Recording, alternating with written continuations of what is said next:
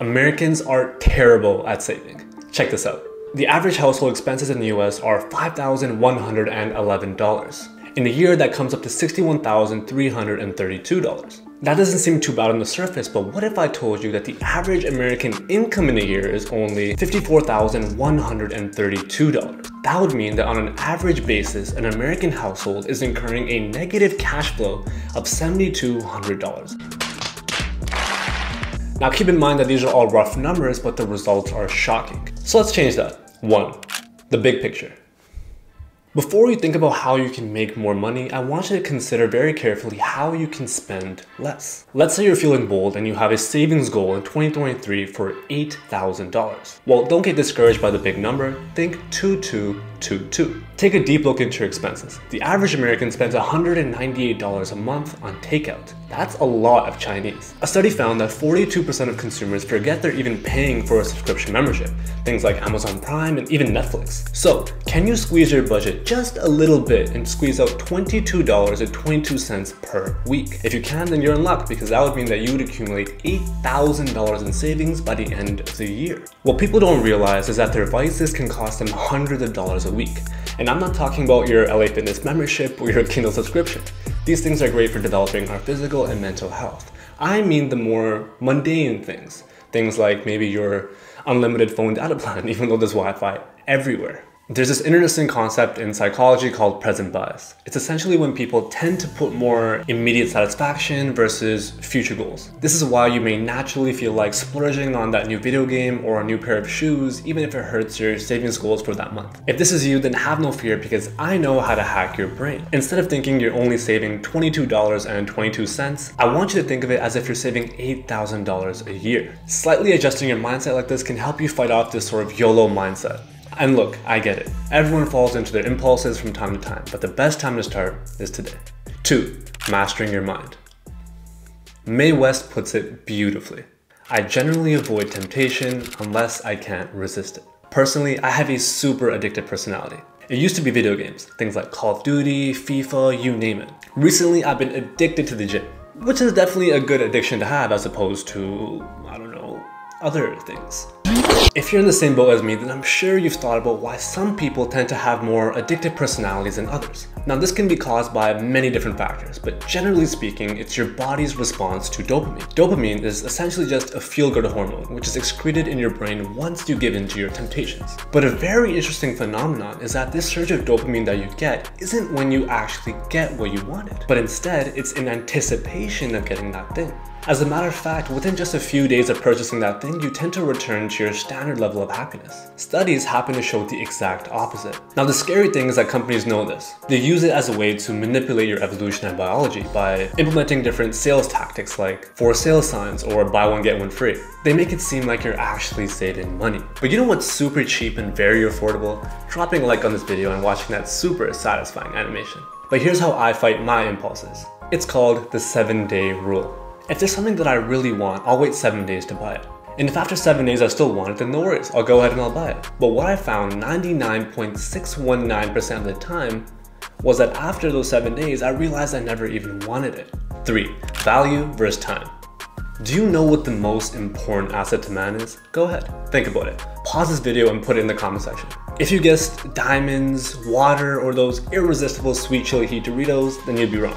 The correct answer is time. It's the only thing that any 80-year-old billionaire would give all of his wealth for a chance to be young again. If you're a young person who's watching this video, I want you to know that this gift of youth that you have won't last forever. And that's why it's so important that you understand the relationship between time and money. The way you can do this is by asking yourself this single golden question.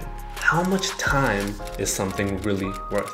Let's say it's the year 2030 and a new iPhone 17 Pro Mega Ultra comes out. And let's say it's priced at something like $1,000. I want you to think about how many hours it's going to take you to accumulate the money to pay for that item. Now, if you happen to make $1,000 an hour, then great, go ahead. But let's be honest, the truth is that the average American hourly wage is only $30 an hour. If we do some quick maths here, 1,000 divided by 30, that would mean that it would take you 33.3 hours to pay for that new iPhone. And keep in mind that this isn't factoring in tax, so the real figure would actually get higher. Knowing this, is it still worth it to work full whole working days for that iPhone?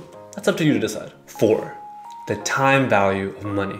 This guy right here is called the future value formula. Finally, where my 4 years of studying finance in university come in handy. Now don't worry, I'm not going to make you do any math, but I am going to help you understand one of the most profound concepts in finance today, and something which completely changed the way that I look at money. So stick with me. This formula can help you calculate the future value of your money based on inputs like interest rates, deposit amounts, compound periods, etc. And if all that means nothing to you, here's an easy way to think about it. Let's play a quick game of Would You Rather.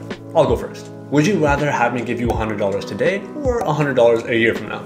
5 seconds on the clock.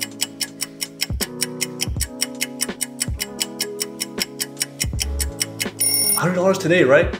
Good answer. The $100 today would definitely be a better option because you can actually do something with it and by the end of the year potentially have more than that $100. So based on that, we can assume that that $100 today has more value than that $100 a year from now. This is the basic idea around interest. Concepts like this are multifactored, which essentially means that they're more complicated beneath the surface. But if you're paying attention, a question that may have crossed your mind is, okay, Huzaifa, I get it, but how much more valuable is it? What is the difference between $100 today and $100 a year from now? Okay, so this is where it gets a little bit tricky. Just stick with me here.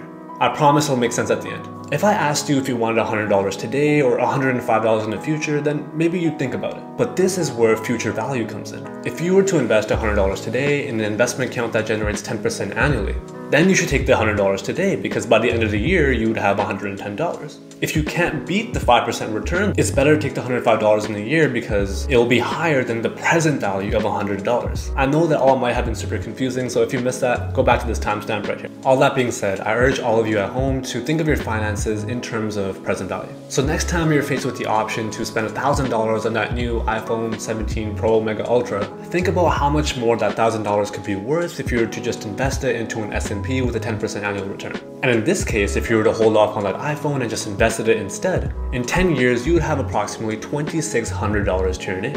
In other words, you would have 2.5 times your initial investment. Let's say that you want to play the long game and you invested that $1,000 for 20 years. Assuming the same annualized return, you would have $6,700. Now, after seeing all these numbers, I want to address that big fat elephant in the room. Is that phone really worth the future value of $6,700? Give it some thought. 5. The psychology of money. I hope at this point you're seeing that the logic behind saving money really is quite simple. But if that's the case, then why is it that so many people are struggling? Well, Morgan Housel has the answer. In his book, The Psychology of Money, he illustrates the nature of people's spending. He says that saving is essentially just your income minus your ego. And that got me thinking. You watching this video, take a second to look around your room. How many of the items around you did you buy purely out of ego? Probably quite a few of them. The great thing about this exercise is that you don't have to admit it to anyone except yourself. So think about it. Housel said that spending beyond your requirements is essentially just a reflection of your ego. It's a way to show people that you have money, in other words. In a nutshell, the key to saving more money is not by making more, but spending less. It's not by increasing your income, but rather it's by increasing your humility. The art to saving is essentially detaching yourself from what people around you think about you. And once you've mastered this, the doors of financial abundance will open for you. Thank you so much for watching. I hope you have a great day. Leave a comment, subscribe, and I'll see you guys next time.